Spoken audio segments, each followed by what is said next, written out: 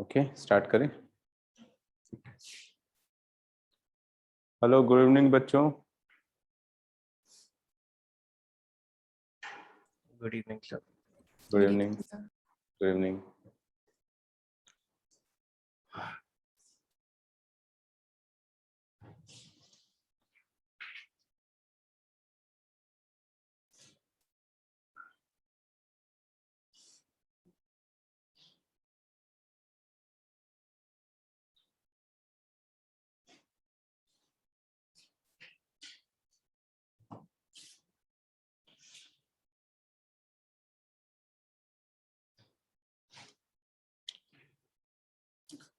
Yes पहले क्या लेंगे हम लोग? Problems, differential equations.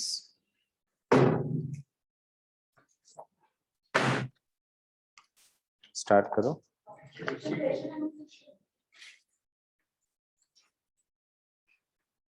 Sir 62 the solution of the differential equation। क्या इश्यू आ रहा है इसमें? आंसर मैच नहीं कर रहा, तो आंसर चेक करना है मुझे।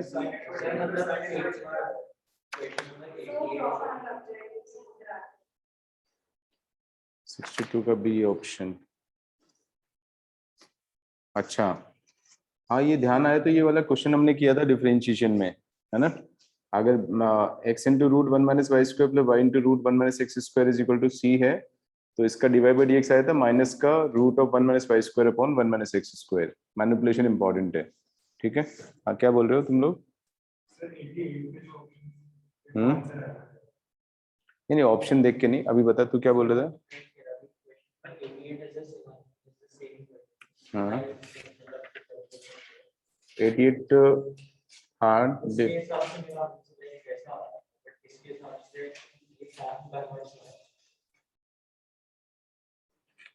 The solution of this equation. हाँ ये वाला आंसर, मतलब ये तो डायरेक्टली दिख ही रहा है, sine inverse x plus sine inverse y is equal to c, यही ना? अच्छा क्या इशू है बताओ? कन्वर्ट कैसे करना है? ठीक है। The solution of the differential equation dy by d x is equal to minus में root one minus Y square upon root one minus x square, ठीक है? तो सॉल्व तो हम ऐसे कर लेंगे इसको, d y upon root one minus Y square is equal to minus d x upon root one minus x square. Integrate किया तो sine inverse y is equal to minus sine inverse x plus c हो गया, ठीक ना? ठीक है। Now let us see, this is sine inverse x plus sine inverse y is equal to c आ गया, which can be written as sine inverse A plus sine inverse B का formula याद है किसी को?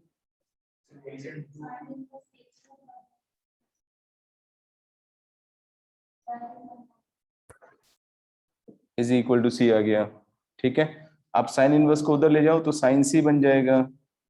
साइन सी भी तो एक कांस्टेंट ही है, which is equal to sin c which can be written as say c1। बस हो गया खत्म। आगे बोलो, next problem 63। the solution of the differential equation dy upon 1 plus cos 2y, ये भी वेरिएबल सेपरेबल फॉर्म है 63। तो dy upon 1 plus cos y को लिख देंगे 2 sin square y is equal to minus dx upon 1 minus cos 2x को लिख देंगे 2, ये 1 प्लस cos स्क्वायर y आएगा, इधर sin square y sin square x आ जाएगा। 1 plus cos 2 theta is 2 cos square theta, ठीक है? हो गया खत्म। ये तो हो गया क्या, cot ये sec स्क्वायर y और ये हो गया cosec स्क्वायर x, दोनों इंटीग्रेबल है। Next problem sir. Sir question number 66 में जो बी ऑप्शन है सर, उसमें सर कौन सा? 6 66 सर, ठीक है। तो सर वो बी ऑप्शन में एक्स स्क्वायर होगा, उसमें 1 माइनस एक्स के होल स्क्वायर गिवन है। 66 में सॉल्यूशन ऑफ द इक्वेशन, वैसे तो कौन सा वाला फॉर्म है ये, वेरिएबल सेपरेबल है क्या? Yes sir. हाँ, वेरिएबल सेपरेबल फॉर्म दिख रहा है, तो आंसर में प्रॉब्लम है क्या? हाँ अरे सर, वो बस तो, वही चेक करना है। तो जो आंसर है उसको डिफरेंशिएट करके चेक कर लो ना, कौन सा आ रहा है। नहीं तो इसमें आंसर मतलब गलत है।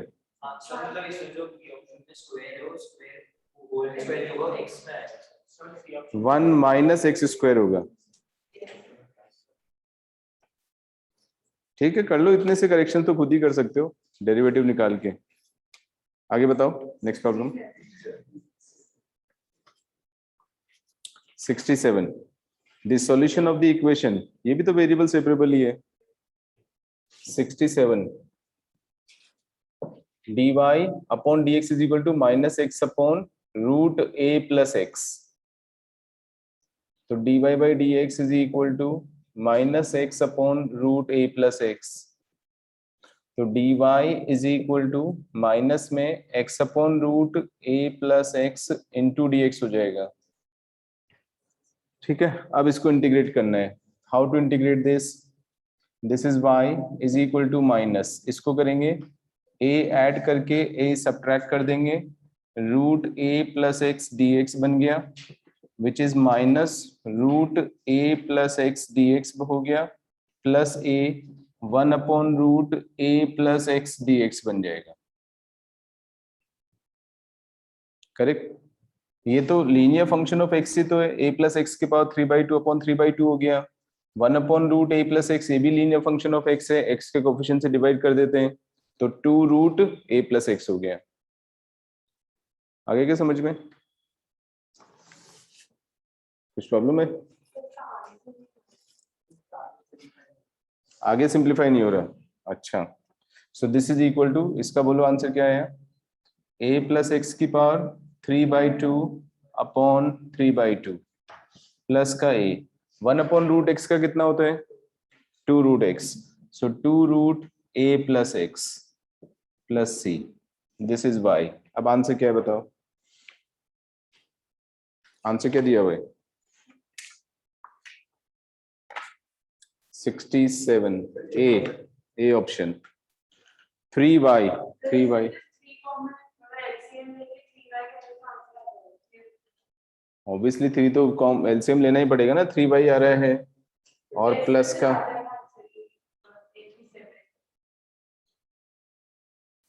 2a, ठीक है, 2a प्लस नहीं रूट a प्लस एक्स, हाँ इसमें से वो निकालना पड़ेगा अपने को, 3 यहाँ लिया मैंने और 3 यहाँ ले लिया, ठीक है। नहीं सी 3c में c लिख दो, उससे क्या फर्क पड़ता है ना, ये रूट a प्लस एक्स को कॉमन निकाल लेंगे, 2 रूट a प्लस एक्स को कॉमन निकाल लिया, अंदर बचेगा माइनस का a प्लस एक्स प्लस का 3a, बस हो गया ना खत्म।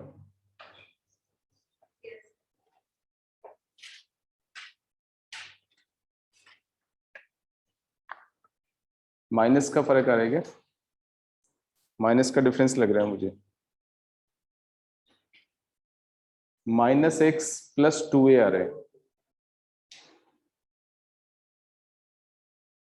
हाँ पर वो उस साइड में जाएगा तो माइनस एडजस्ट हो जाएगा, ठीक है, सही है। आगे बोलो नेक्स्ट प्रॉब्लम। यस नेक्स्ट, हाँ 69 the solution of the differential equation, variable separable form है ये भी, 69 dy के नीचे आ जाएगा e raise to the power 2y minus 1 upon e raise to the power y dy is equal to dx के साथ माइनस में x square minus 1 divided by x dx, ठीक है। क्या इश्यू आ रहा है इसमें,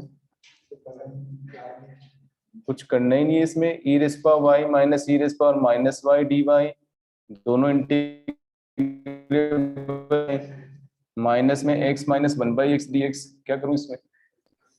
नेक्स्ट क्वेश्चन बोलो।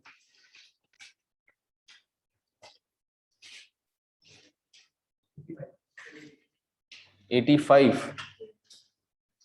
directly 85 after 69 80. 80 बिफोर 80 है किसी का problem?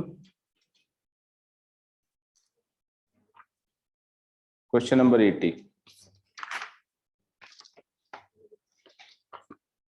the solution of the differential equation dy upon sin y is equal to sin x into dx, क्या इश्यू आ रहा है इसमें देवांशु? सर अलग आ रहा है, ऑप्शंस मैच नहीं कर रहे। नहीं कर रहे क्या भाई? आ रहे अलग आ रहा है, ऑप्शन मैच नहीं कर रहा है, क्या आंसर मैच नहीं कर रहा है? तो डिफरेंशिएट करके देख ले यार, इसमें तो क्या है, वेरीफाई करना है, बिल्कुल आसान है। cosec y into dy is equal to sin x dx हो गया। cosec y का इंटीग्रेशन क्या होता है? either that or log of 10y by 2 is equal to sin x का कितना हो जाएगा उस साइड में? Minus cos x plus c, खत्म हो गया। कौन सा नहीं आ रहा आंसर तेरा? सर वो याद नहीं था मेरे को, दूसरा जो tan y/2 वाला। ठीक है, चलो आगे नेक्स्ट। ये ठंड की वजह से? सर 87। अच्छा, गर्मी लग रही है? ठीक है, ठीक, थोड़ी देर में हो जाएगा ठंडा, या फिर हल्का सा पंखा भी चला सकते हैं। फैन ऑन कर दो उधर से, स्पीड कम कर दे उसकी, जो ऑफ है, बस स्पीड कम कर दो। हाँ ठीक है बस। कौन सा क्वेश्चन? सर 87। 85, पहले 85 लेते हैं। 85, solution of this equation x plus y minus 1 dx plus 2x plus 2y minus 3 dy is 85। तो इसको dy by dx की फॉर्म में लिखेंगे। dy divided by dx is equal to minus में आ जाएगा x plus y minus 1 whole divided by 2x plus 2y minus 3। याद आ रहा है किसी को? dy by dx is equal to minus of x plus y minus 1 divided by 2x plus 2y minus 3। कोई form याद आ रही है किसी को? हाँ, जन्म के अलावा और किसी को? हाँ, रिड्यूसिबल टू होमोजेनियस था, उसमें वो वाला केस है जब a1 upon a2 is equal to b1 upon b2, then it is reducible to linear, नहीं, I'm sorry, reducible to variable separable। dy by dx is equal to a1x plus b1y plus c1 divided by a2x plus b2y plus c2। ठीक है, फिर हमने पढ़ा था उसमें दो cases लिए थे। If a1 upon a2 is equal to b1 upon b2, तो इक्वल टू लैम्डा पुट कर देते हैं, है ना, उससे फिर ऐसा आ जाता है, फिर एक सब्स्टिट्यूशन कर देंगे तो वो रिड्यूसिबल टू होमोजेनियस, सॉरी फिर से गलत बोला मैंने, रिड्यूसिबल टू वेरिएबल सेपरेबल हो जाएगा, वेरिएबल सेपरेबल हो जाएगा। And when a1 upon a2 is not equal to b1 upon b2, then it is reducible to homogeneous। आगे याद? ठीक है, ये वही वाली फॉर्म है, ध्यान से देखो यहाँ पे वैसे ही बन रहा है। तो माइनस ऑफ इसको x plus y minus 1 divided by 2 into x plus y minus 3, ऐसे लिख दिया मैंने इसको। Now put x plus y is equal to t, so इसको t डाल दिया, 1 plus dy by dx is equal to dt by dx हो जाएगा, and therefore dy by dx की वैल्यू डाल दी मैंने, dt by dx माइनस का 1 is equal to minus of t minus का 1 t minus 1 divided by 2t minus 3। Check करो सब ठीक है क्या? And so now it is variable separable form. इस वाले 1 को मैं उधर ट्रांसफर कर दूंगा, तो dt by dx is equal to minus t plus 1 divided by 2t t minus three plus one is equal to two t minus t, यानी t आ जाएगा, minus three plus one minus two आ जाएगा, divided by two into t minus three, that is two into t minus three divided by t minus two d t is equal to d x. ठीक है, आगे variable separable. Now यहां से मैंने to बाहर निकाला और ये टी माइनस वन बन जाएगा, टी माइनस टू चाहिए हमें, तो टू टी माइनस फोर हो गया, तो प्लस का वन कर देंगे, divided by t minus to, split कर दो, ये हट गया, one upon T minus to linear function of T है, इजीली इंटीग्रेबल है। अभी आगे बोलो तो बता देता हूं, पक्का आगे समझ में 85। नेक्स्ट क्वेश्चन बोलो 87।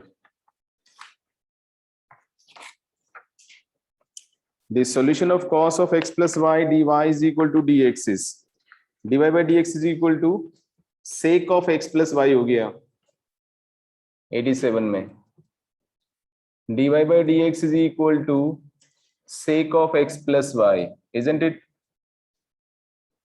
ठीक है, कौन सा फॉर्म है, फॉर्म रिकॉल करो, कौन सा फॉर्म है?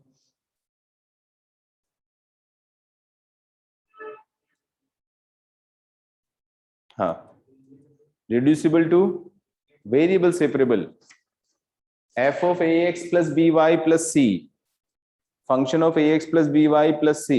अर्णव कर ले यार ऑन वीडियो कभी तो अपने आप। सर नेटवर्क कम आ रहा है। सबका नेटवर्क वीडियो के नाम पे कम ही हो जाता है। देवांशु, टिया, कर रहा हूँ सर। आज नेटवर्क इशू है यार मेरे यहाँ तो इतना इशू नहीं आता इतना रेगुलरली जितना तुम लोग बताते हो, होता है क्या सबके साथ? नहीं, x plus y is equal to t डाल दिया, one plus d y by d x is equal to d t by d x,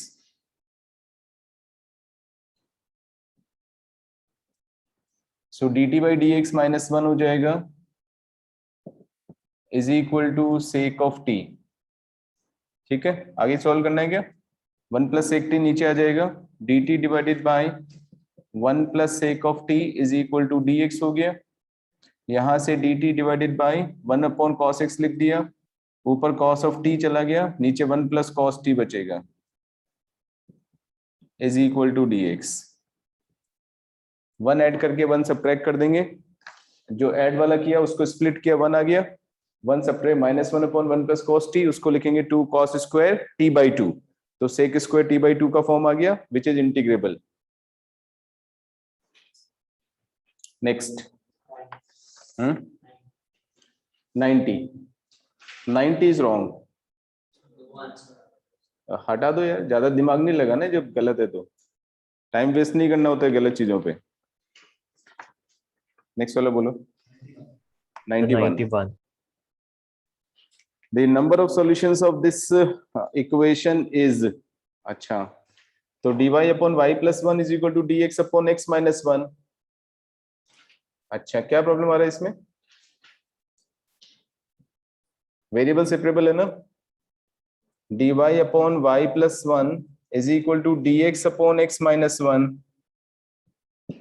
and the curve passes through 1, 2। इसका मीनिंग समझ गए क्या? इसका मीनिंग यस सर। क्या है? Sir जब x की वैल्यू 1 है तो y की वैल्यू 2 है। Yes, at x is equal to 1 y is equal to 2 है। ठीक है, पिछली क्लास में क्यों एब्सेंट था देवांशु तू? बाहर गया हुआ था। अच्छा, कहाँ पे गया हुआ था? सर बर्थडे था फ्रेंड का।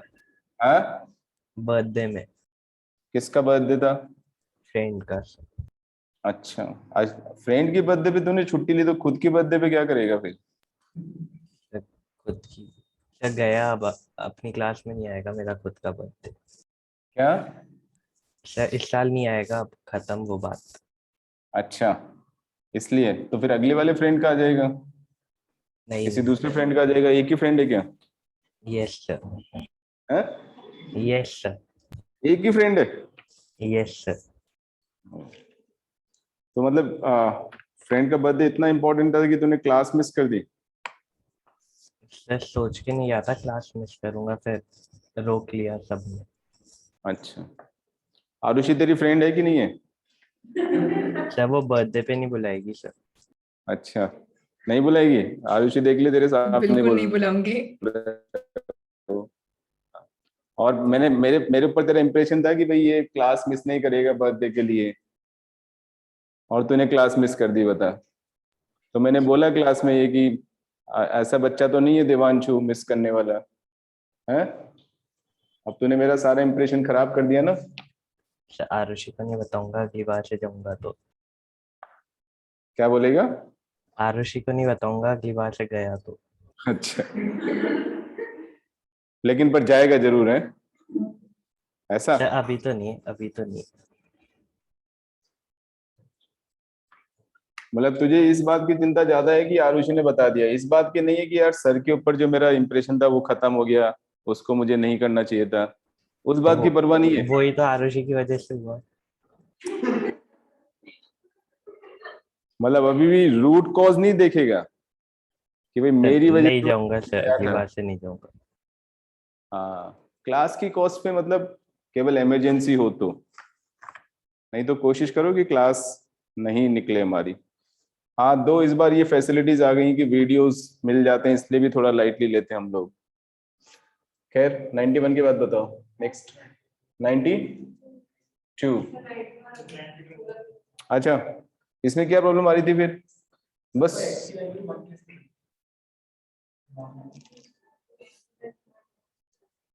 नहीं, ओरिजिनल इक्वेशन क्या है? हाँ, नीचे x-1 है। अच्छा, तो सॉल्व करने में प्रॉब्लम आ रही है क्या आगे जाके? करते हैं। अच्छा, लॉग के फॉर्म में आएगा। log y plus 1 is equal to log x minus 1 plus log c. So this is y plus 1 is equal to c into x minus 1.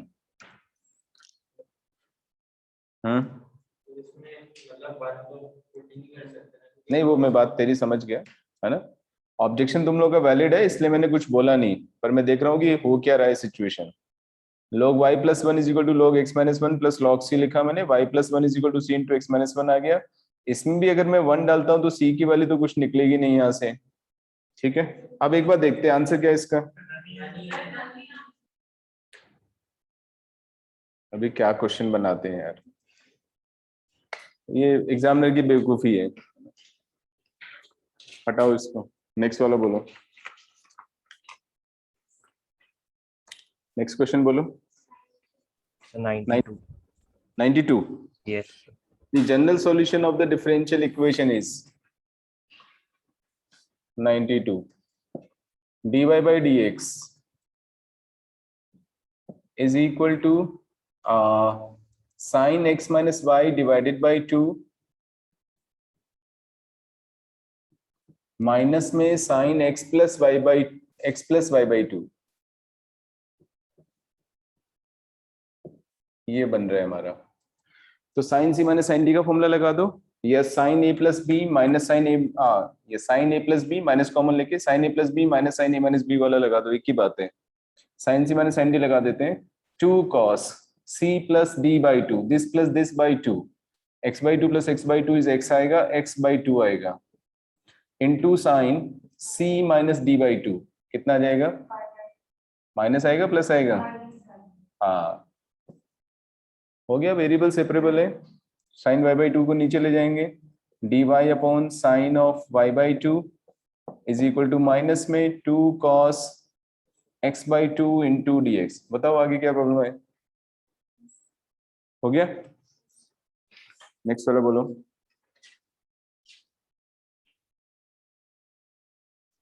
92 के बाद 93। The solution of the differential equation dy by dx is equal to a square upon x plus y का whole square। dy by dx is equal to a square upon x plus y का whole square। तो function of x ax plus by plus c type का हो गया ना। x plus y को t डाल देंगे, x प्लस वाई को t डाल दिया, dy बाई dx का वैल्यू आ जाएगा 1 plus dy by dx is dt by dx, वो यहाँ पे पुट कर दिया मैंने, dt by dx minus 1 is equal to a square upon t square, 1 को उधर ट्रांसफर किया, ठीक है, a square plus t square नीचे आ गया, t स्क्वायर चला गया, dx उधर चला गया, वेरिएबल सेपरेबल। आगे क्या समझ में? Yes sir. नेक्स्ट 93 के बाद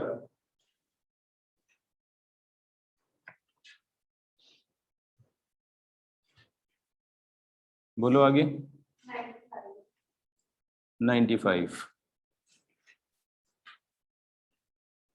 the solution of the differential equation is 95 y minus x dy by dx is equal to a into y square plus dy by dx, y minus x dy by dx is equal to a into y square plus dy by dx is, इसका solution मुझे निकालना है, ठीक है। कौन सा equation बन रहा है, किया है किसी ने, बताएगा? एक को इधर मैं ट्रांसफर कर देता हूं, या x वाली टर्म को उधर ले जाते हैं, y minus a y square is equal to a plus x d y by d x, variable separable ही है, तो this implies dx upon a plus x is equal to dy upon y into 1 minus a y. क्या बताऊं?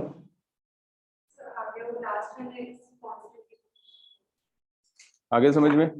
ये partial fraction से break हो जाएगा। Next वाला बोलो क्विकली। आफ्टर 95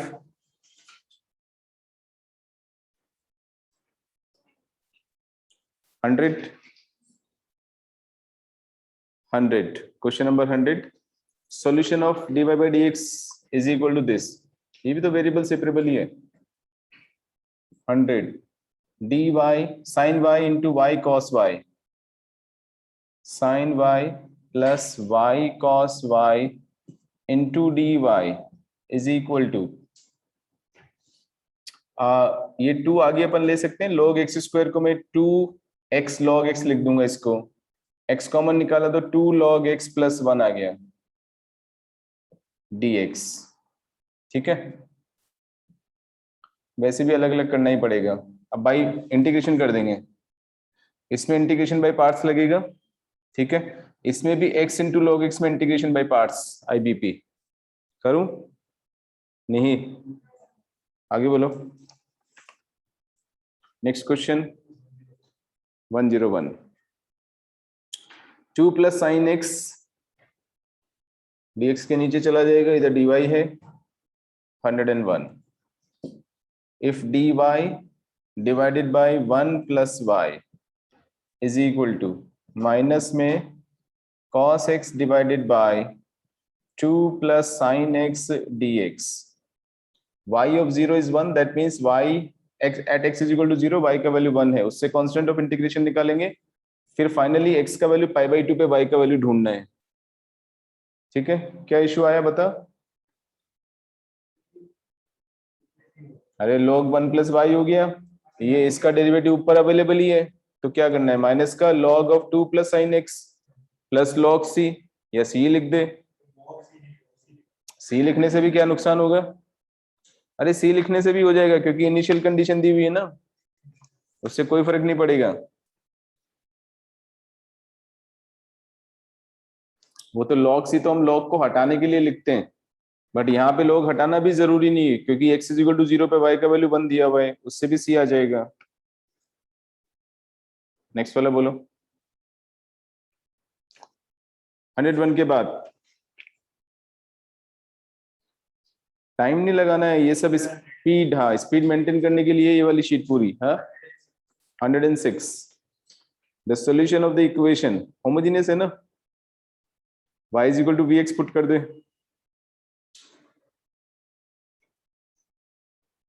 करूं? नेक्स्ट 110 सेम ही तो है,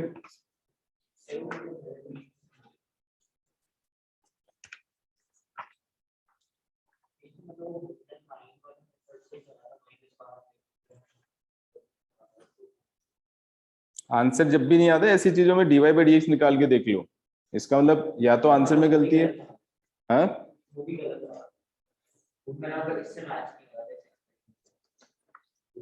नहीं, पहले आंसर ये चेक करो कि भाई dy बाई dx निकालने से x minus y upon x plus y आ रहा है कि नहीं आ रहा है। तेरा वाला नहीं, इसने जो आंसर दिया हुआ है अगर उसको डेरिवेटिव निकालने से x minus y upon x plus y नहीं आ रहा है तो फिर अपन डिस्कस करेंगे। आगे बोलो नेक्स्ट क्वेश्चन।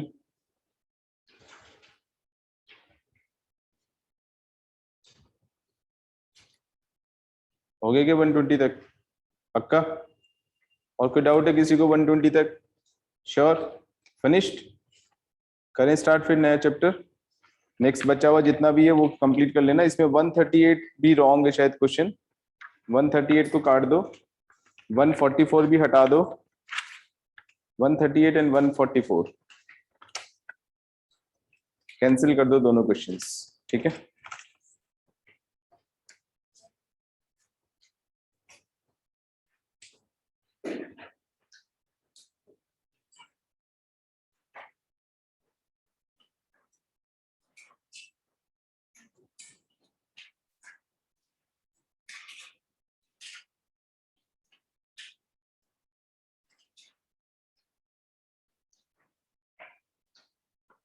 नेक्स्ट चैप्टर है प्रोबेबिलिटी।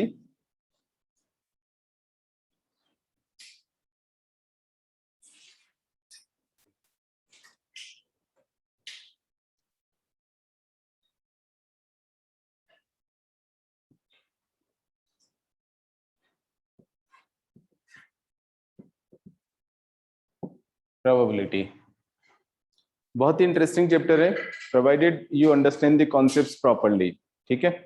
और मिस्टेक्स होने के चांसेस काफी ज्यादा होते हैं।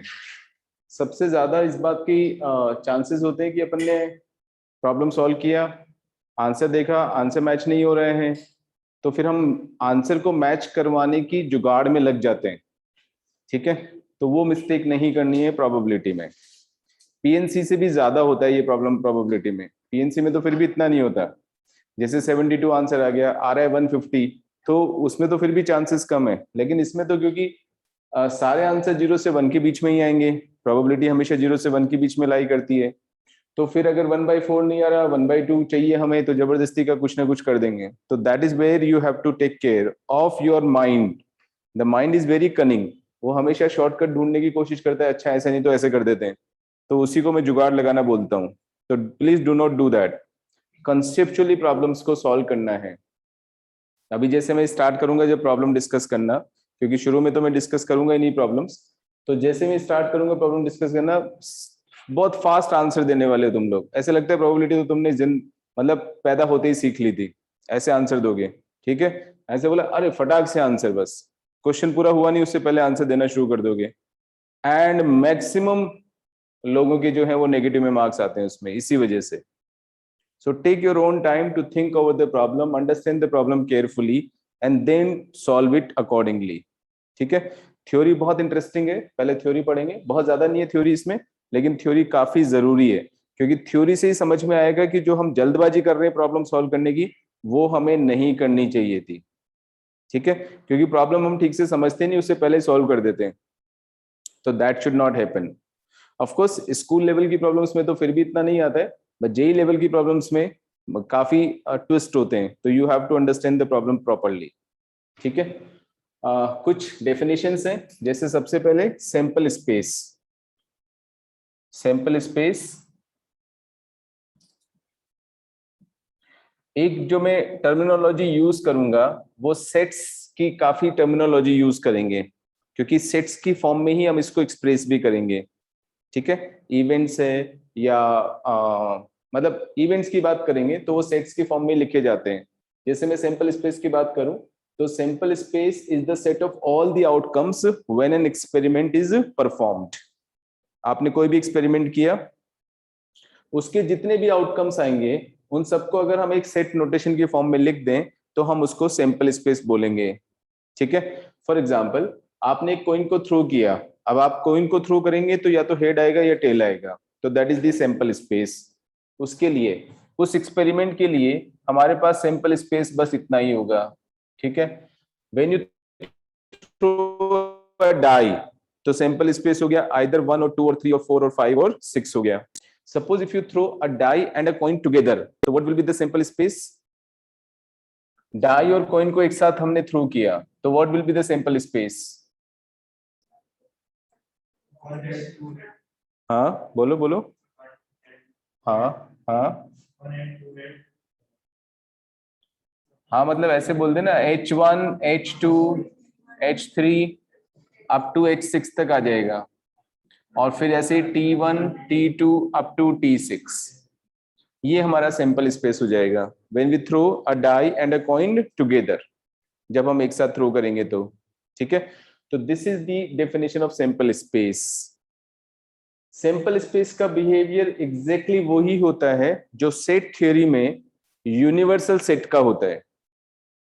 सेट थ्योरी से कनेक्ट करते जाओ चीजों को। सेट थ्योरी में हम कैसे करते हैं? यूनिवर्सल सेट बनाते हैं, फिर हम बोलते हैं एक सेट ऐसा है, एक सेट ऐसा है, एटसेट्रा एटसेट्रा। तो sample space will behave like the universal set in case of set theory, correct. इसमें जो इवेंट्स होती हैं, ये वाली इंडिविजुअली जो इवेंट्स होती हैं, इनको हम इवेंट्स बोलेंगे। इवेंट क्यों बोल रहे हैं?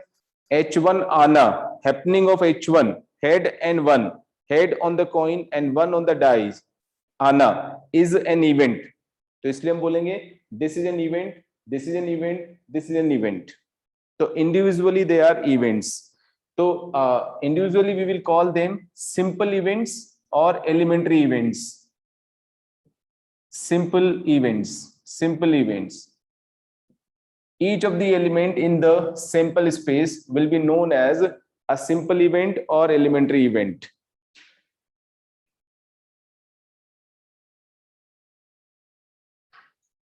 Correct? This is the meaning of sample space. आगे प्रोसीड करते हैं। इवेंट।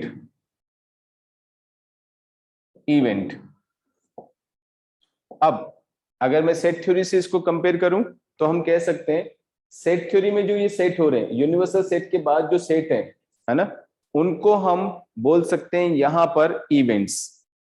ओके, फॉर एग्जांपल इसी वाले एग्जांपल में समझते हैं।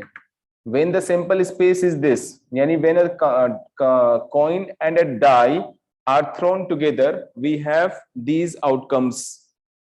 अब मैंने इसमें बोला event A will occur, event A will occur if an even number comes,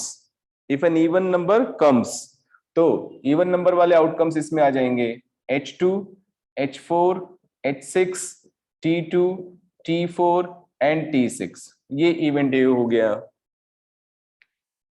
ठीक है। सिमिलरली किसी भी टाइप का इवेंट डिफाइन कर सकते हो, जैसे आपने बोल दिया event B will occur if head comes, तो फिर H1 H2 H6 तक सारे आ जाएंगे, T वाले नहीं आएंगे उसमें, ओके। उसको हम इवेंट बोल देंगे। तो event is just like a set which is a subset of the universal set. Obviously event इसी में से तो होगा क्योंकि इसमें तो सारे आउटकम्स आ चुके हैं, तो इसमें से कोई जो पर्टिकुलर आउटकम्स हमारे पास आ रहे हैं तो हम बोलेंगे कि that particular event is occurring और happening, that is the meaning of the event, right. तो ये इवेंट हो गया। उसके बाद चलते हैं आगे। अब इवेंट में भी क्या होता है, अलग अलग टाइप की इवेंट्स होती हैं, वो मैं भी डिफाइन कर रहा हूं। तो इवेंट का मीनिंग ये हो जाएगा, now mutually exclusive events, mutually exclusive events, mutually exclusive events. Two or more events are said to be mutually exclusive if none of them is happening together. None of them is happening together or simultaneously, ठीक है। और ऐसे भी बोल सकते हैं mutually events, mutually exclusive events. Two or more events are said to be mutually exclusive events if happening of one of them prohibits the happening of the other events. अगर कोई भी एक इवेंट हो रहा है तो वो बाकी और इवेंट्स को होने नहीं देना चाहिए. Then we call those events to be mutually exclusive events.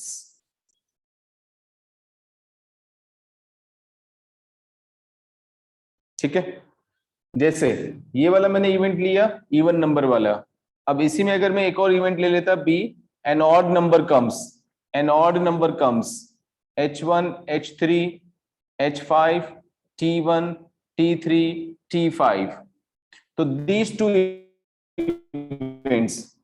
two events are mutually exclusive, क्योंकि अगर ये हो रहा है तो ये नहीं होगा, ये हो रहा है तो ये नहीं होने देगा इसको. So those two events are mutually exclusive events. आगे समझ में?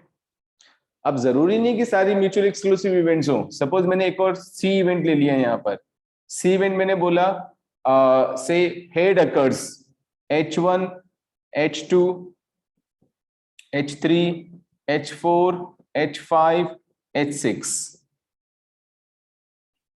तो A and C are not mutual exclusive, क्योंकि इसमें तीन आउटकम सेम है, h2 h4 h6 h2 h4 h6. कोई भी कॉमन एलिमेंट नहीं आना चाहिए अगर म्यूचुअल एक्सक्लूसिव है. तो ये और ये भी म्यूचुअल एक्सक्लूसिव नहीं है. आ रहा है समझ में? ठीक है. सो म्यूचुअली एक्सक्लूसिव इवेंट्स का मतलब हो गया कोई भी आउटकम उनमें कॉमन नहीं होना चाहिए. सेट थ्योरी के नोटेशन से समझें तो mutually exclusive events to disjoint sets are mutually exclusive events. दोनों में जब कोई भी चीज कॉमन नहीं हो तो उसको हम म्यूचुअली एक्सक्लूसिव इवेंट्स बोलेंगे. वर्ड्स चेंज करेंगे, वर्ड्स का ध्यान रखना है. सेट थ्योरी में हम बोलेंगे डिसजॉइंट सेट्स, लेकिन प्रोबेबिलिटी के केस में बोलेंगे म्यूचुअली एक्सक्लूसिव इवेंट्स. आगे समझ में? ठीक है. So this is the meaning of mutually exclusive events. Third definition, और sorry fourth definition, that is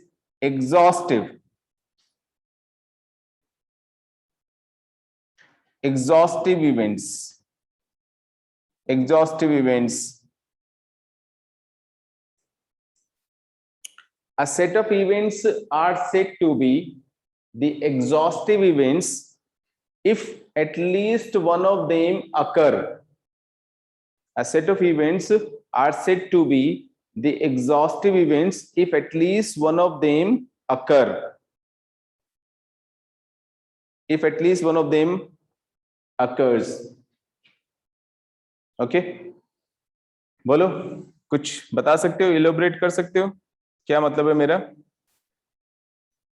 come से कम एक इवेंट होना चाहिए. ऐसे मतलब हमारे पास काफी सारी इवेंट्स हैं, दो भी हो सकती हैं, दो से ज्यादा भी हो सकती हैं. तो अब उनको हम एग्जॉस्टिव तभी बोलेंगे जब कम से कम एक इवेंट अकर करे. ठीक है? क्या मतलब हुआ? जब मैं मतलब पूछ रहा हूं इसका मतलब है सेट थ्योरी से इसको कनेक्ट करो. What do I mean by that?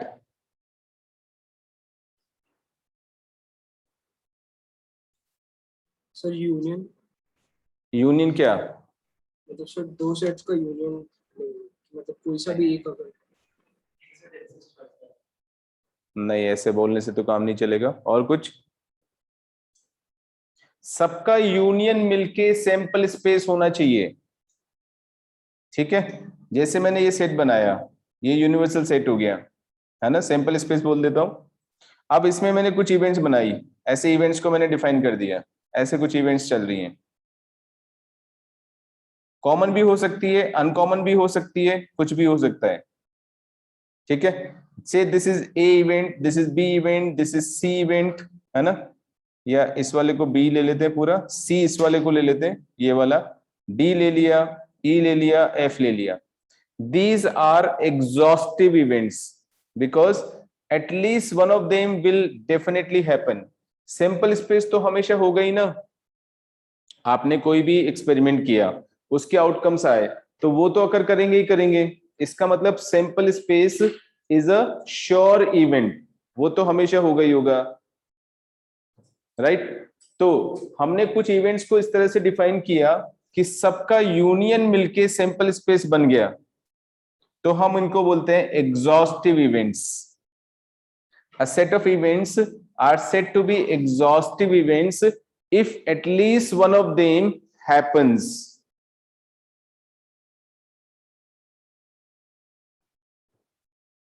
आया समझ में? क्या ये इस वाली डेफिनेशन का इससे कोई रिलेशनशिप है? मतलब म्यूचुअली एक्सक्लूसिव होना और एग्जॉस्टिव होना ये दो अलग अलग चीजें हैं या दोनों में कुछ कॉमन चीज है? आर दे रिलेटेड और not? Mutually exclusive those events जिसमें कोई भी चीज कॉमन नहीं है, दो इवेंट्स कोई भी, a set of events are said to be mutually exclusive if no two of the events are occurring together.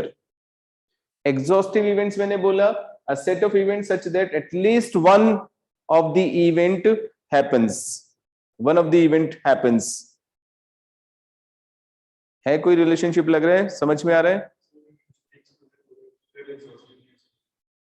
अच्छा, और कोई? Mutually exclusive events have to be exhaustive events. You mean to say that? अच्छा, और कोई? हाँ,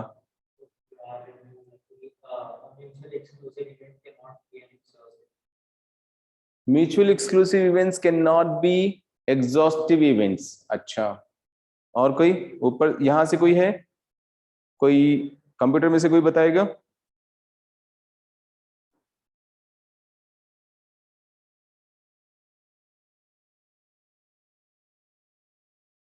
नहीं, चलिए अच्छा, देखते हैं, दोनों की बात को डिस्कस करते हैं।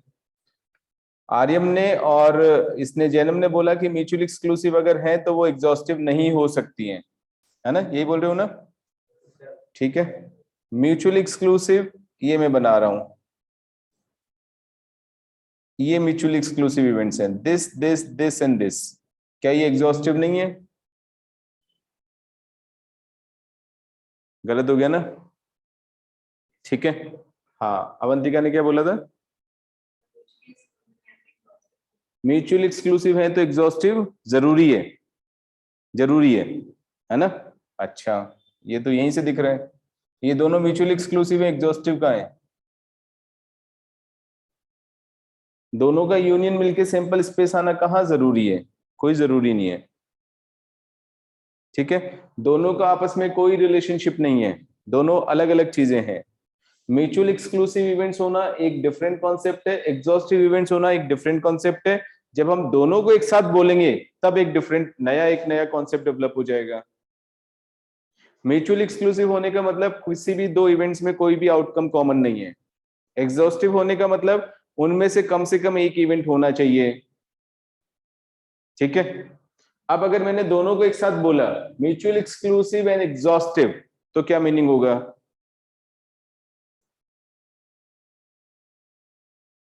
हाँ,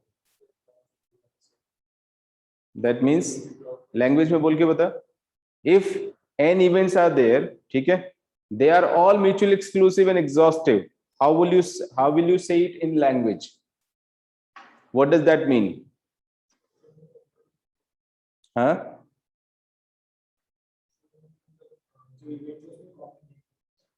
नहीं, वो तो आ गया ना, म्यूचुअली एक्सक्लूसिव है तो कॉमन कैसे होगा? तो कैसे लैंग्वेज में अपन कैसे बोलेंगे? केवल ऐसे थोड़ी बोलेंगे। Anyone here? हाँ, if there are any events in a sample space, then any one, at least one of the events occurs, but none of the events can occur simultaneously. अभी और रिफाइन कर, सही नहीं आया। Suppose n events are there, an experiment is performed and n events are there, and I say that all the n events are mutually exclusive as well as exhaustive. What does that mean? Isn't it that at least one of the events will happen and will happen for sure? ठीक है, ये तो समझ में आ रहा है ना? क्योंकि वो एग्जॉस्टिव है। अब म्यूचुअल एक्सक्लूसिव भी है, यानी कोई भी दो एक साथ नहीं हो सकती हैं, ठीक है? तो अब मैंने चेंज किया अपनी लैंग्वेज को, मैंने बोला exactly one event will happen, exactly one event will happen and will happen for sure. वो तो म्यूचुअल एक्सक्लूसिव है ना, म्यूचुअल एक्सक्लूसिव का मतलब एक ही होगा एक बार में। और श्योरिटी कैसे दी मैंने? क्योंकि एग्जॉस्टिव है, क्योंकि कम से कम एक इवेंट होना चाहिए अगर एग्जॉस्टिव है तो एग्जॉस्टिव होने की वजह से कम एक इवेंट होगा, और म्यूचुअल एक्सक्लूसिव है इस वजह से एक ही होगा, एक से ज्यादा हो नहीं सकता है। तो if n events are mutually exclusive and exhaustive, that means exactly one event will happen and will happen for sure. That is the meaning of mutually exclusive and exhaustive events.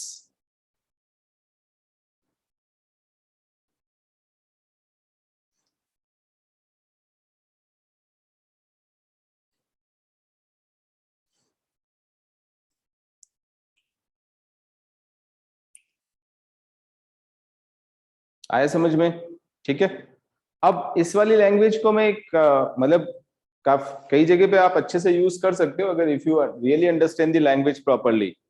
जैसे हमारे पास एक टीम है ना, हमने एक team बनाई, कोई भी एक हमारे को जॉब दिया गया and we have to perform that job, complete करना है हमें।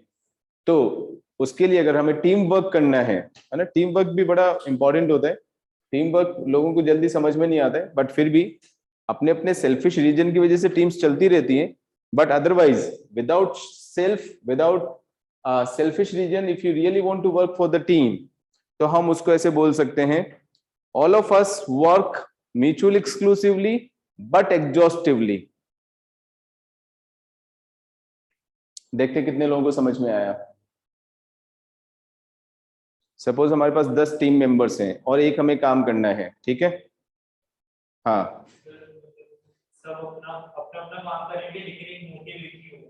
हाँ, मतलब टारगेट एक ही होना चाहिए कि हमारा काम कंप्लीट होना चाहिए और कोई एक दूसरे को इंटरफेयर नहीं करेगा, सबको अपना अपना फ्रीडम होगा, ठीक है? That's why this kind of attitude is very much required for engineers. क्योंकि इंजीनियरिंग फील्ड में अगर आप देखोगे, कोई एक पर्टिकुलर इंजीनियर या कोई एक पर्टिकुलर साइंटिस्ट, कुछ एक्सेप्शंस को छोड़ दो, वो बात अलग है, ठीक है? जीनियस लोगों की बात अलग है, उनको छोड़ दो एक्सेप्शन। अदरवाइज कोई भी अगर इंजीनियरिंग में डेवलपमेंट होता है या साइंस में कोई डेवलपमेंट होता है तो वो टीम वर्क होता है। आपको अगर मान लीजिए एक फैन भी डेवलप करना है, तो एक आदमी इसके विंग्स बना रहा है, एक आदमी इसका बॉडी बना रहा है, एक आदमी इसका डिजाइन कर रहा है, एक आदमी इसका मशीनरी देख रहा है, अलग अलग लोगों की टीम होती है। अब सारे लोग अपना अपना काम अच्छे से करेंगे, अपनी एक्सपर्टीज के साथ करेंगे। कोई भी अगर लेक करेगा तो वो सारे टीम मेंबर्स उससे अफेक्ट होंगे।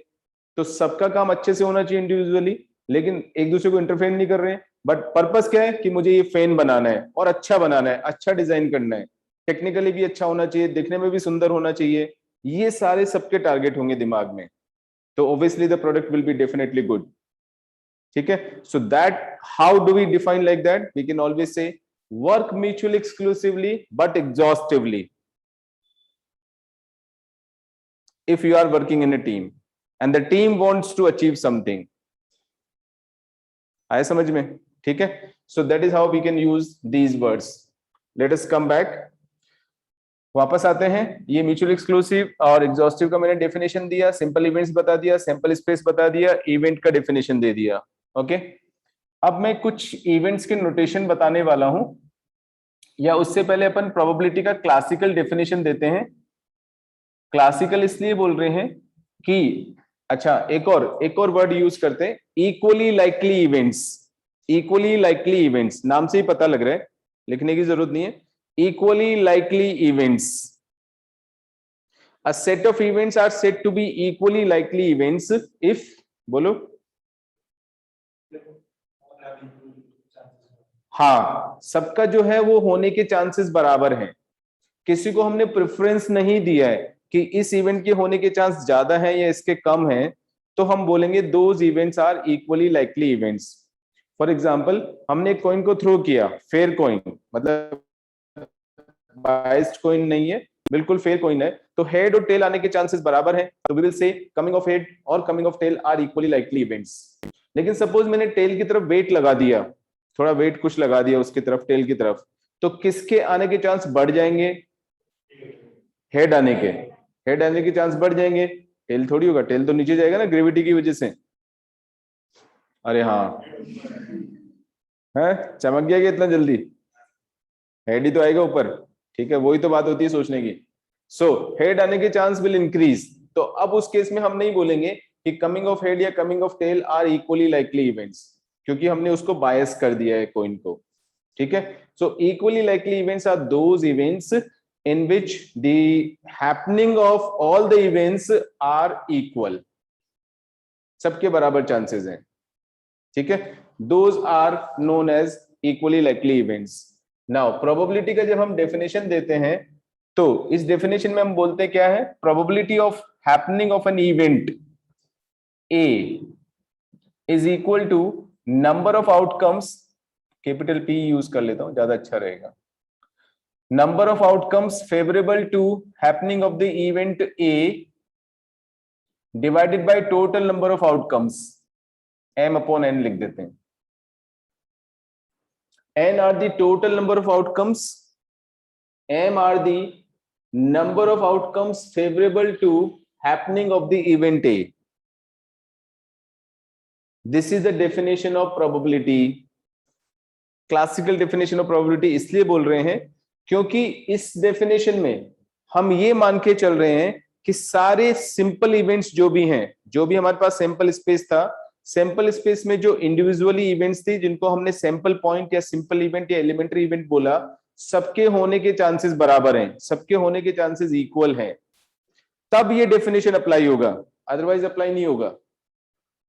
Okay, so if all the events, all the simple events are equally likely, then the definition of probability of happening of an event A will be defined as the number of outcomes favorable to event A divided by the total number of outcomes in the sample space. Correct? Suppose किसी race में 3 horses participate कर रहे हैं, अब सबके chances जो हैं जीतने के वो अलग अलग हो सकते हैं, है ना? हमने बोला कि भाई ए जो हॉर्स है उसके बी से डबल है, बी के सी से डबल है चांसेस, तो फिर उस तरह की सिचुएशन में हम ये डेफिनेशन नहीं लगा सकते हैं, वहां पे हमने बायस कर दिया इवेंट्स को, उनके हैपनिंग होने के चांसेस जो है होने के वो इक्वली लाइकली नहीं है, then we can not use this kind of definition. Okay, वहां कैसे डील करेंगे वो भी पढ़ने वाले हैं अभी थोड़ी देर में, वो भी सब धीरे धीरे पता लग जाएगा। ओके, एकदम से डायरेक्टली वहां जंप नहीं करना है। तो इक्वली लाइकली जब इवेंट्स होती हैं सैंपल स्पेस में, then only this definition is applicable. Correct? अब ज्यादातर लोग क्या करते हैं, बस ये रट के बैठे होते हैं, अब उनको पता नहीं होता कुछ भी, उसके बाद बस यही लगाते रहते हैं, तो that is where we make the mistake. अगर इक्वली लाइकली नहीं है इवेंट्स तो ये डेफिनेशन नहीं अप्लाई होगा, कुछ और हमें सोचना पड़ेगा, कुछ और अप्लाई करना पड़ेगा। करेक्ट? आगे प्रोसीड करते हैं। From this definition of probability we can say probability of sample space क्या हो जाएगा? 1, क्योंकि n अपॉन n आ गया। ठीक है, प्रोबेबिलिटी ऑफ इम्पॉसिबल इवेंट जिसको हम फाई से रिप्रेजेंट कर देते हैं, which is a symbol for the null set in the set theory. Impossible event भी बोल सकते हो। ठीक है, नल सेट तो हम सेट थ्योरी में बोलते हैं, जहां पे कोई एलिमेंट नहीं होता उसको नल सेट बोल देते हैं, फाई से रिप्रेजेंट करते हैं। यहां पर भी हम सेम सिंबल यूज कर रहे हैं, but in case of probability यानी हैपनिंग ऑफ द इवेंट से मतलब है, तो फाई को हम इम्पॉसिबल इवेंट भी बोल देते हैं। ठीक है, यानी इसकी प्रोबेबिलिटी कितनी हो जाएगी बताओ? 0, because this event can not happen, कोई फेवरेबल आउटकम ही नहीं है, सो 0 हो गया। जैसे अपन ने डाई को थ्रो किया और मैंने बोला what is the probability of coming of 8, अब 8 कहां से आएगा? तो that is an impossible event, तो उसका 0 हो जाएगा प्रोबेबिलिटी। ठीक है, बिकॉज इम्पॉसिबल इवेंट का प्रोबेबिलिटी 0 है, श्योर इवेंट का प्रोबेबिलिटी 1 है, therefore probability of every event will always lie between 0 and 1। इसके बियॉन्ड अगर आ रहा है आंसर तो डेफिनेटली हमने एक गलती की है।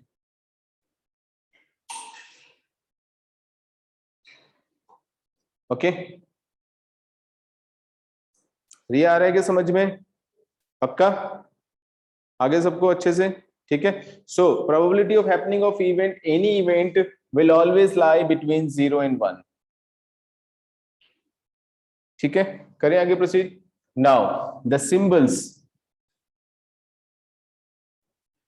symbols to represent the events. अगर सेट थ्योरी के सिंबल्स अपने को पता है तो easily you will be able to understand me faster. Okay, जैसे A यूनियन B, ये वाला सिंबल हम यूज करते हैं. अब पहले सेट थ्योरी का रिकॉल करो. A यूनियन B का मतलब क्या होता है? या तो एलिमेंट A में है या B में है या दोनों में, यही तो होता है. ठीक है, यहां पर हम कैसे बोलेंगे? हम बोलेंगे either the event A is occurring or the event B is occurring or both of them occurring, or both of them occurring. So that मतलब मैं कैसे बोलूंगा इसको? A union B is an event which will occur if either A happens or B happens or both of them happen. That is A union B. That is represented by A union B. कुछ authors इसको ऐसे भी represent कर देते हैं, तो पता होना चाहिए A प्लस B. दो ये रेयरली यूज होता है आजकल, पहले ज्यादा यूज होता था, बट फिर भी पता होना चाहिए A प्लस B का मतलब क्या है. सिंबल है ये, कोई ऐड नहीं कर रहे दो इवेंट को, है ना. This is just a symbol to represent that this event will happen if either A happens or B happens or both of them happen. Okay, Venn diagram से समझें तो ये वाला सिचुएशन है. This is A union B. Of course probability के sense में बात कर रहे हैं.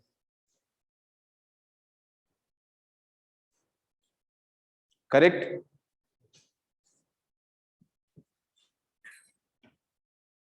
A इंटरसेक्शन B, ये वाला सिंबल यूज करेंगे. ये कब होगा? This event A intersection B, event A intersection B will happen if, बोलो लैंग्वेज में बोलना है. हाँ, both of them are happening. जब दोनों होंगी तो ही हम बोलेंगे कि A इंटरसेक्शन B हो रहा है. सो event A intersection B is happening if A and B both the events occur. दोनों इवेंट्स होंगी तो ही हम बोलेंगे कि A इंटरसेक्शन B हो रहा है. ठीक है, ऑफ कोर्स वेन डायग्राम सब लोग जानते ही हो. ऐसा वाला कुछ सिचुएशन है, दिस वन. ठीक है, from here we can also say that A intersection B will be equal to phi if A and B are mutually exclusive. याद करो, म्यूचुअली एक्सक्लूसिव का मतलब क्या बताया था? दोनों में कोई कॉमन एलिमेंट नहीं है, तो A इंटरसेक्शन B कितना क्या हो जाएगा? नल सेट, phi हो जाएगा. इसलिए A intersection B will be equal to phi if A and B are mutually exclusive events. ठीक है, अनदर सिंबल इसके लिए वो ये वाला होता है A B, इस तरह से यूज करते हैं. I would be using only these symbols, है ना, ये वाले यूज नहीं करने वाला हूं मैं. कंफ्यूजन हो जाता है कई बार उसमें, इसीलिए इनको अवॉइड भी किया जाता है अब. ठीक है, A intersection B. Now similarly we can define other events. मतलब एक बार सिंबल का मीनिंग समझ में आ गया तो अपने आप नई हम बना सकते हैं इवेंट्स. जैसे मैंने बोला A डैश इंटरसेक्शन B. अच्छा पहले A डैश ले लो, केवल A डैश. A कॉम्प्लीमेंट जिसके लिए हम यूज करते हैं सेट थ्योरी में अगर हम बात करें तो दिस इज सैंपल स्पेस हो गया, ये वाला A बन गया, तो ये बाहर वाला A डैश हो गया. A कॉम्प्लीमेंट या A डैश या AC ऐसा लिख देते हैं, AC, C फॉर कॉम्प्लीमेंट. क्या मीनिंग होगा? This will happen if A does not occur. If A does not occur, A dash will happen if A does not occur. A does not occur. Correct. अब जैसे मैंने अपनी तरफ से कुछ बनाए और A डैश इंटरसेक्शन B, इसका क्या मीनिंग होगा?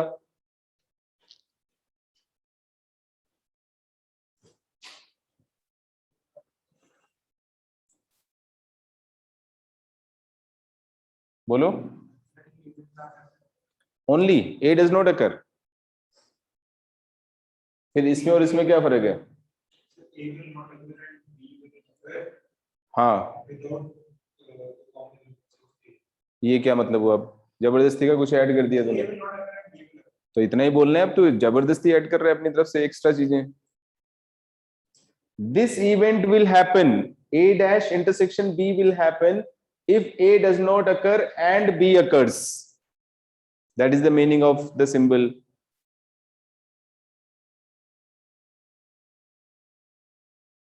ठीक है.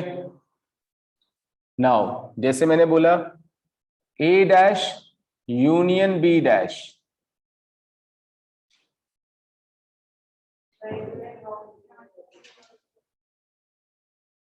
हाँ इसका मतलब, हाँ रिया बोल बोल. Neither A occurs nor B occurs, क्या ये सही बोल रही है? नाइदर A occurs ये बोला, ठीक है. नॉर B occurs ये भी ठीक है. क्या यूनियन का मतलब यही होगा यहां पर? अब ये क्या नई चीज लगा दिया? अब ध्यान नहीं आ रहा है कुछ. भाई इस यूनियन के हिसाब से तो मुझे ऐसे बोलना चाहिए, या तो A अकर नहीं कर रहा है, या B अकर नहीं कर रहा है, या दोनों अकर नहीं कर रहे. यही तो मतलब हुआ इसका. ठीक है. तो फिर एक और रूल होता है वहां पे सेट थ्योरी में, रिकॉल करो वो भी. A इंटरसेक्शन B का डैश, क्या बोलते हैं इसको? De Morgan's law. A dash union B dash is same as A intersection B का डैश. वेन डायग्राम से भी देख सकते हो. ऑफ कोर्स बिना वेन डायग्राम के भी हम प्रूव कर सकते हैं लॉजिकली, बट वेन डायग्राम से अगर हम देखें, क्योंकि फास्टर तरीका होता है वेन डायग्राम से देखने का. ठीक है. A इंटरसेक्शन B ये वाला पार्ट हो गया, ये वाला पार्ट, उसका डैश ले लिया मैंने, इस वाले पार्ट को हटा के बाकी सब ले लिया.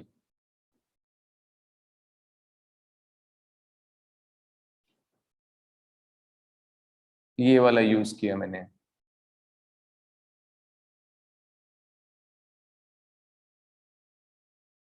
This is there.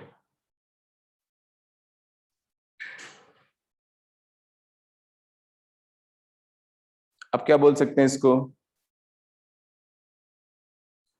Can we say neither A nor B occurs? Sir, hmm. sir, they basically sir they do not occur simultaneously. मतलब दोनों ही एक समय पे occur नहीं कर रहे हैं. दोनों एक साथ अकर नहीं कर रही हैं. A इंटरसेक्शन B का डैश होना चाहिए. तो दोनों जो एक साथ अकर वन करने वाला केस था, ये वाला, ये नहीं हो रहा है. बोलो सही है क्या? पक्का?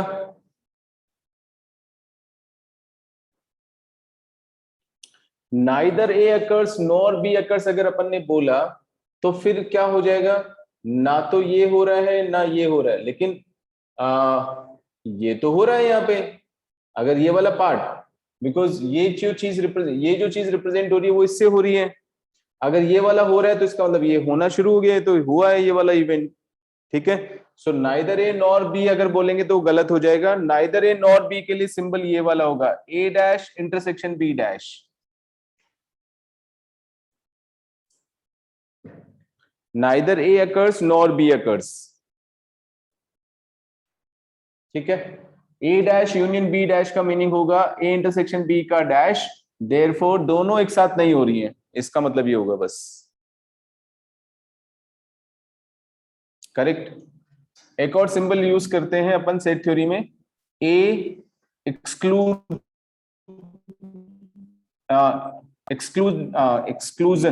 नहीं, या एक्सक्लूडिंग A एक्सक्लूडिंग B, या ए माइनस बी बोल दो या ए स्लैश बी भी बोल देते हैं. What does this mean?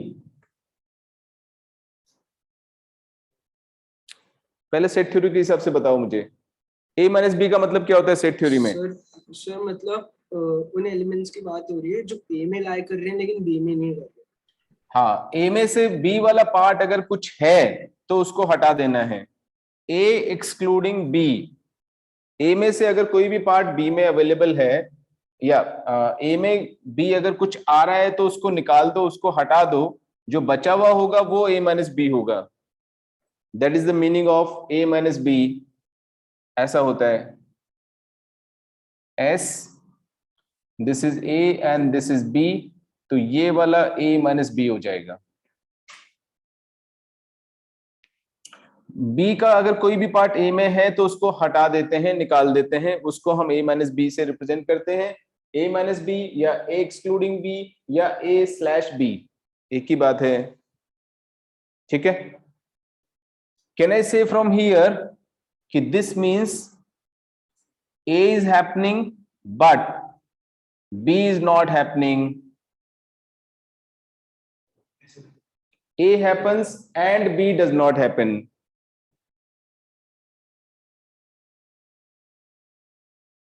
ठीक है, ये वाला पार्ट यूज करेंगे ना हम. ए तो हो रहा है लेकिन बी नहीं हो रहा है, ये वाला बी को हटा दिया हमने. So this is same as A intersection B dash. Correct. चलो ये वाला सिंबल देखते हैं, इसका मीनिंग कौन बताएगा? A subset of B.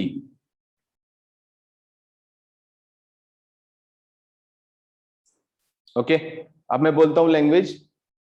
Happening of A implies happening of B. Happening of A implies happening of B. Riya इधर ध्यान देना, वो इंपॉर्टेंट नहीं है. Happening of A implies happening of B या happening of B implies happening of ए.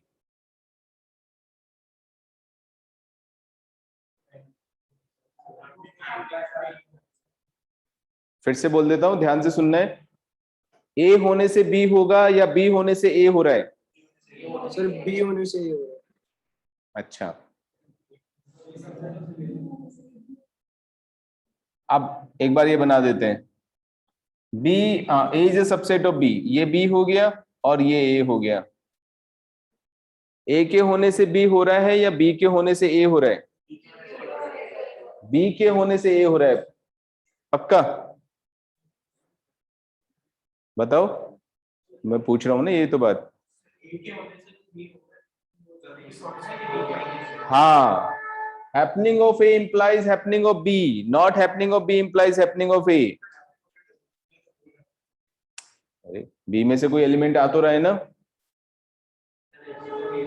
भाई. जैसे मान लो यहां से अगर मैंने कोई ले लिया, यहां से कोई ले लिया, तो फिर हम हैपनिंग ऑफ ए थोड़ी हुआ.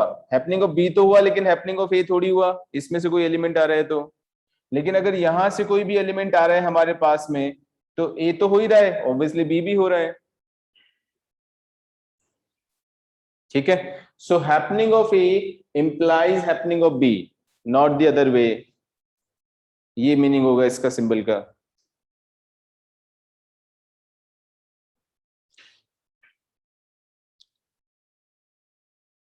आ गया समझ में? पक्का.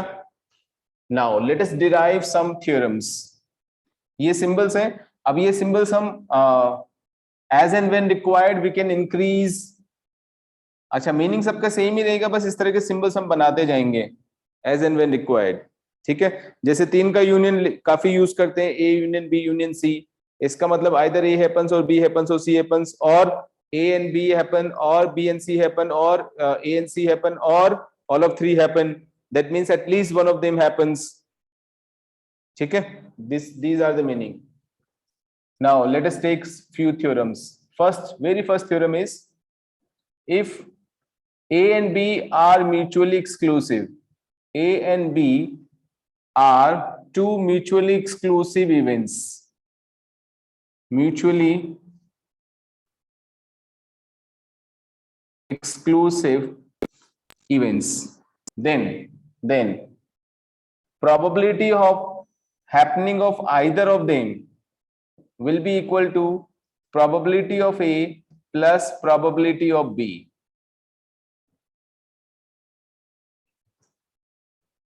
म्यूचुअल एक्सक्लूसिव इवेंट्स है, दिस इज द सिचुएशन. ये एक हम डिराइव करेंगे, उसके बाद इसी का यूज कर करके बाकी सब डिराइव करेंगे. तो the very first is very very important. Mutually exclusive है, टोटली अलग अलग हो जाएगा. ठीक है, सपोज इसमें M1 आउटकम्स फेवरेबल है, इसमें M2 आउटकम्स फेवरेबल है, और total number of outcomes are n in the sample space. So proof, obviously P of A union B, total number of outcomes favorable to A union B कितना हो गया?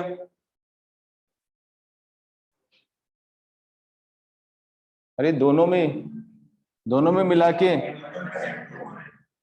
हाँ, M1 plus M2 upon N, simply कुछ करना ही नहीं है क्योंकि कुछ कॉमन तो है नहीं, इसलिए हमें कोई कॉमन एलिमेंट्स को दो बार काउंट करने का चक्कर ही नहीं है. M1 plus M2 divided by N हो गया, which is equal to M1 upon N plus M2 upon N, which is equal to P of A plus P of B. ये P ऑफ A बन गया, ये P of B हो गया.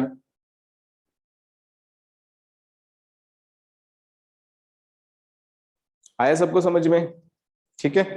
सो the very first theorem is P of A union B is equal to P of A plus P of B if A and B are mutually exclusive events. If A and B are mutually exclusive events.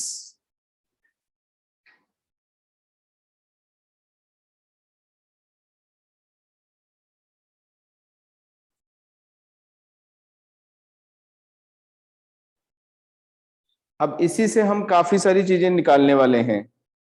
जैसे next theorem होगा P of A dash. P of A dash will be 1 minus P of A. Second, P of A dash is equal to 1 minus P of A. ठीक है, कैसे derive करेंगे देखो. Sample space, this is A and this is A dash. Since A union A dash is equal to sample space हो गया, therefore probability of A union A dash is equal to probability of sample space which is 1. ये दोनों mutually exclusive हैं, ध्यान से देखो उधर. Therefore the union will change into addition. So this will be P of A plus P of A dash is equal to 1, and so P of A dash would be 1 minus P of A.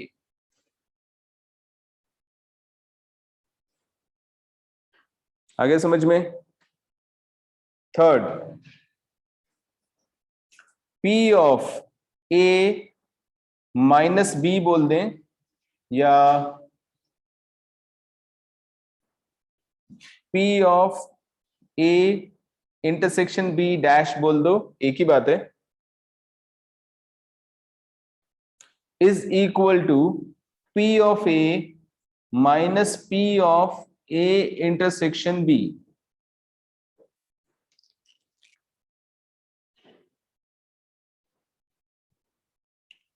Let's see how do we derive it. अगर हम Venn diagram बनाते हैं तो A और B ऐसे start करें. से ये मैंने वेन डायग्राम बनाया है, यहाँ पर sample space, this is A and this is B. तो A minus B is this, या A intersection B dash is that, one and the same thing. So P of A intersection B dash ऐसे लिख देते हैं. Since A intersection B dash union B is equal to, नहीं ऐसे नहीं रहेगा, ठीक ऐसे लिखता हूं, since A is equal to A intersection B dash union A intersection B. अब चेक करो सही है क्या,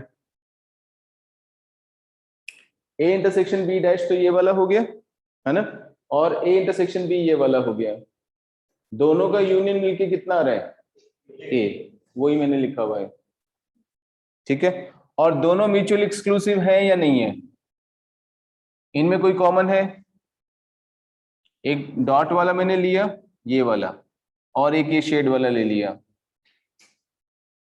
एनीथिंग कॉमन नहीं है। Therefore now P of A is equal to P of this, in which these two events are mutually exclusive. So therefore we can write P of A intersection B dash plus P of A intersection B. ऐसा लिख दें, therefore P of A minus P of A intersection B is equal to P of A intersection B dash.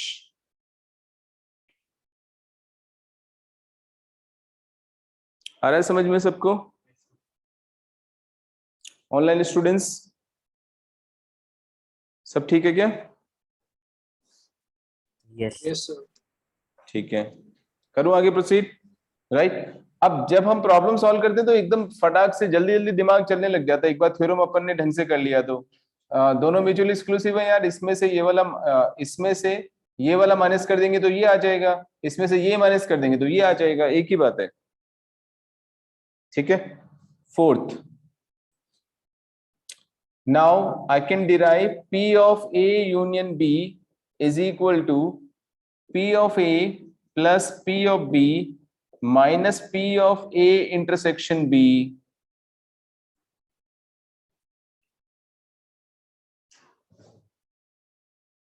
ठीक है, कैसे derive करेंगे बताओ, है कोई आइडिया?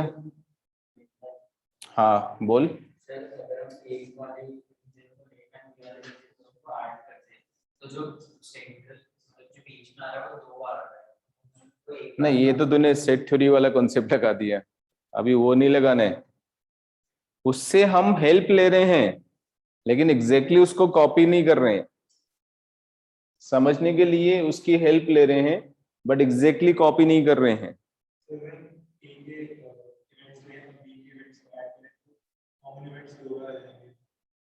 हाँ तो तूने बस इवेंट्स को माइनस कर दिया, वाह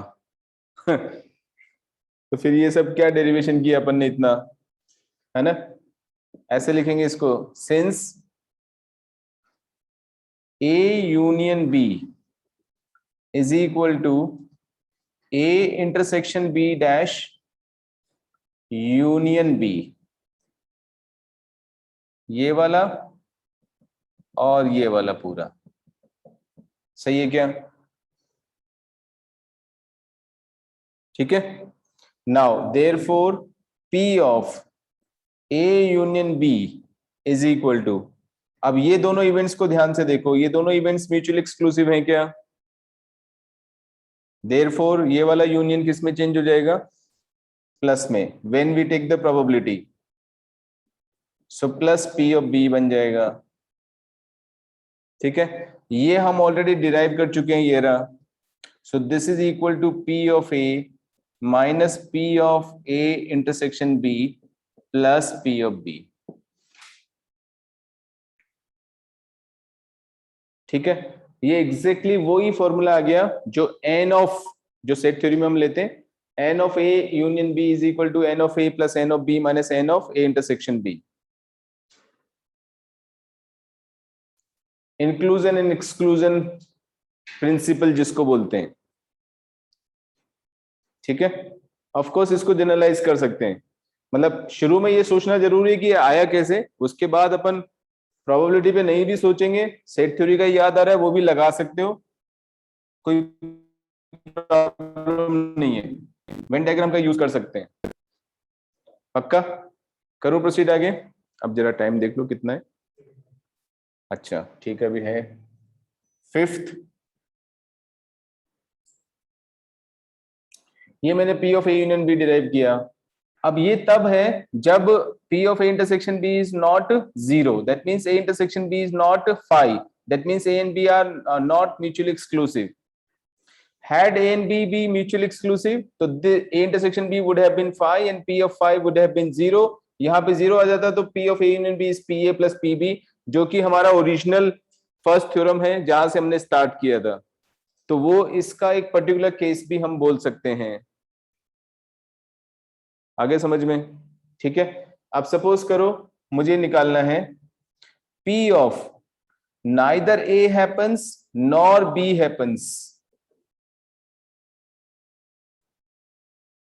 neither A happens nor B happens, तो कैसे करेंगे इसको?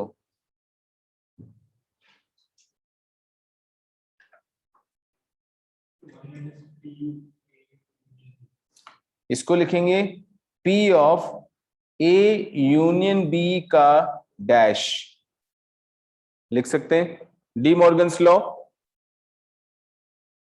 ठीक है।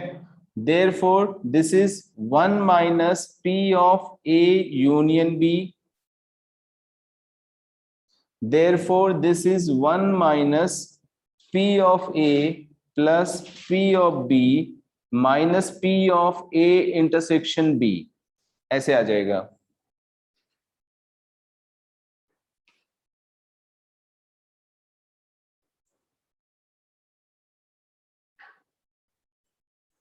ठीक है।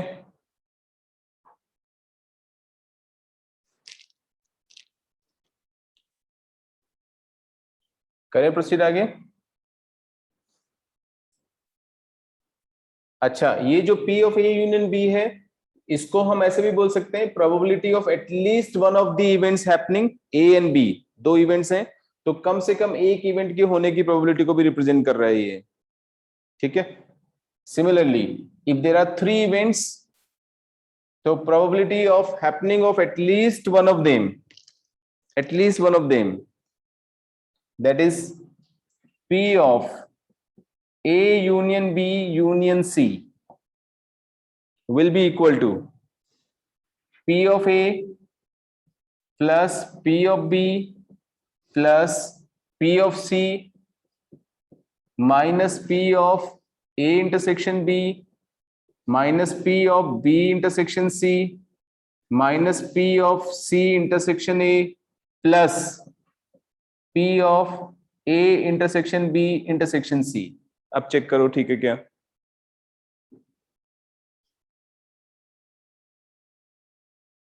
पक्का?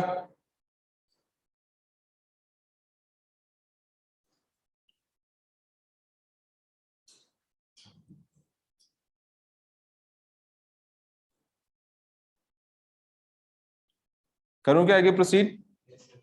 सपोज मुझे निकालना है ए और बी में से ए हो रहा है बी नहीं हो रहा है, या फिर ए नहीं हो रहा है बी हो रहा है। 7th, that means P of A intersection B dash, A is happening B is not happening, और ब्रैकेट लगा देता हूं ऐसे, और A does not happen and B happens।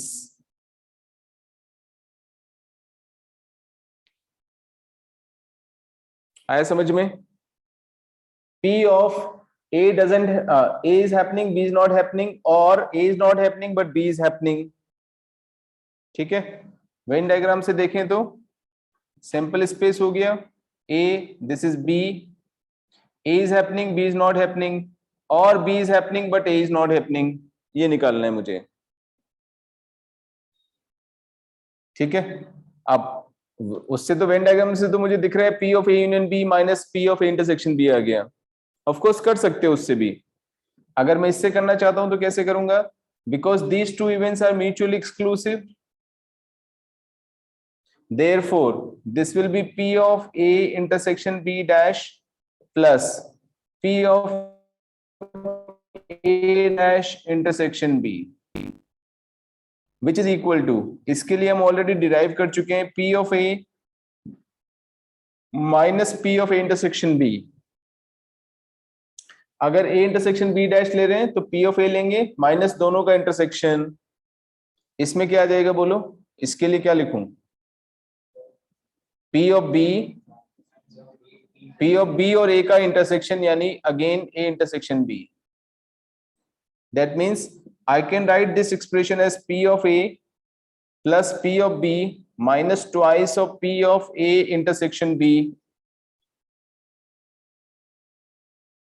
Or if I want, I can write P of A plus P of B minus P of A intersection B को लिख दिया हमने P of A union B, अभी थोड़ी देर पहले derive किया था, minus एक इंटरसेक्शन बचा हुआ है P A इंटरसेक्शन B, जो कि वेरीफाई भी हो रहा है डायग्राम से। आगे समझ में? हाँ हाँ हाँ, ये बोला ना, A हो रहा है B नहीं हो रहा है, A हो रहा है एंड B नहीं हो रहा है, या A नहीं हो रहा है B हो रहा है, या और,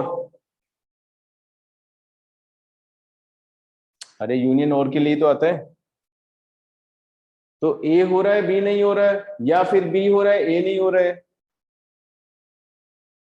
यूनियन के लिए या आएगा ना, और इंग्लिश का हो गया या हिंदी का हो गया, और इंटरसेक्शन के लिए एंड इंग्लिश का हो गया और हिंदी का, A एंड B, A और B, वो हिंदी वाला और अलग है। ठीक है, आगे समझ में यहां तक है ना? Similarly some more theoretical part we will be doing next time, और अगर टाइम मिलेगा तो फिर एग्जांपल भी अपन शुरू कर सकते हैं, बट पहले थ्योरी इसका कंप्लीट करेंगे, उसके बाद एग्जांपल्स लेंगे तो ज्यादा अच्छी तरह से हम प्रॉब्लम्स कर पाएंगे। ठीक है, आज के लिए इतना ही। Thank you sir. Okay Thank you, sir. Okay, bye bye. किसी को कुछ कहना है?